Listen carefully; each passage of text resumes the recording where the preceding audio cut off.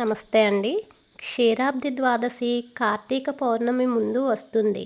ఈ రోజున ఉసిరి మొక్కను విష్ణు స్వరూపంగా భావించి, తులసి మొక్కను లక్ష్మీ స్వరూపంగా అలంకరిస్తారు. తులసి, ఉసిరికి వివాహం జరుపుతారు. ఇది ఇంటికి ఆనందం మరియు శ్రేయస్సును తెస్తుందని నమ్ముతారు. తులసి మొక్కను గౌరీదేవిగా, ఉసిరి మొక్కను శ్రీ మహావిష్ణువుగా పూజించటం వల్ల లక్ష్మీ కటాక్షం కలిగి ఆర్థిక బాధలు తొలగి సర్వ సంపదలు కలుగుతాయి. ఉసిరి మొక్క విష్ణు స్వరూపం కాబట్టి స్వామి ఎక్కడ ఉంటే అక్కడ లక్ష్మి కొలువై ఉంటుంది. లక్ష్మి ఉన్న చోట ఐశ్వర్యానికి కొదవ ఉండదు.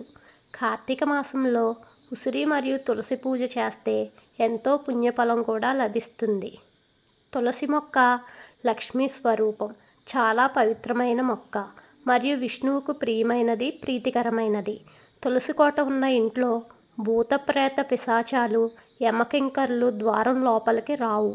తులసి గాలి పీల్చటం వలన బ్యాక్టీరియా నశింపజేస్తుంది. దేవదానవుల క్షీరమదనంలో జన్మించిన వాటిల్లో కొన్ని భూలోకానికి వరాలుగా పంపించారు దేవతలు. ఇలా భూలోకానికి వచ్చిన వాటిలో వేప, జమ్మి చెట్టుతో పాటు తులసి కూడా ఉంది. తులసి ఉన్న చోట అమంగళం అనే పదం వినిపించదు. క్షీరాబ్ది ద్వాదశి 2025 నవంబర్ 2న వచ్చింది. కార్తీక మాసంలో దీపానికి ప్రాముఖ్యత ఉంది కాబట్టి కార్తీక ద్వాదశి రోజున 12, 18, 21 దీపాలు వెలిగిస్తే విష్ణు మరియు లక్ష్మి అనుగ్రహానికి పాత్రలవుతారు.